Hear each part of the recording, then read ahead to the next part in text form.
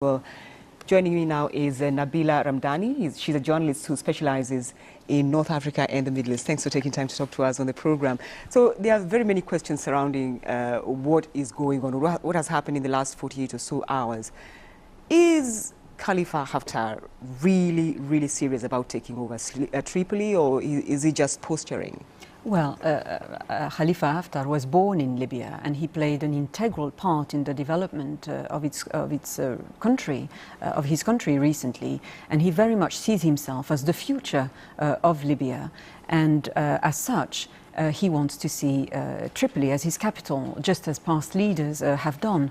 And don't forget that one of the greatest influences on Haftar was Muammar Gaddafi. They both served in the Libyan army, and Haftar assisted in the 1969 coup, which brought Colonel Gaddafi to power. And despite turning against his mentor, as it were, in recent years, in later years, remember in 2011, Haftar joined the so-called rebel forces against Colonel Gaddafi. Haftar is nonetheless very much a warlord in the style of Gaddafi, and Gaddafi-style warlords want to see Tripoli as their capital city. So I wonder, though, who is behind him, who is supporting him, because it's not really easy to carry out airstrikes just so easily. Well, absolutely. I think, one would have noticed that there's, an awful lot of pragmatism in the approach by the international community as regards Libya. And by this, I really mean extreme cynicism.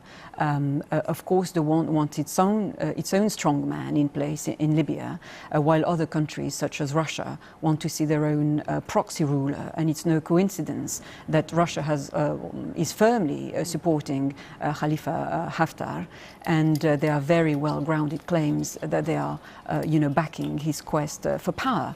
And don't forget that Libya is one of the richest oil states in Africa, and there's no doubt that the Western powers who militarily intervened in 2011, including Britain, France, and indeed,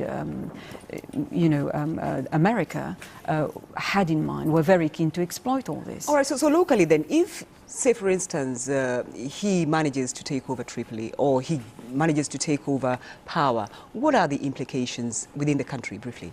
Well, Haftar is currently trying to portray himself as a strong man who will bring unity to Libya, and who, Libya is inhabited by a tribe which are notoriously difficult to control, and he says that he can achieve that. But he will rule Libya with a rod of iron, no doubt about that. And he is claiming that he will be able to even control sinister groups such as Daesh and Al-Qaeda, which are in place in Libya, under control, and that he will very much try to use this to get the West on side. All right. Nabila Ramdani, thank you very much indeed for your thoughts. Thank you.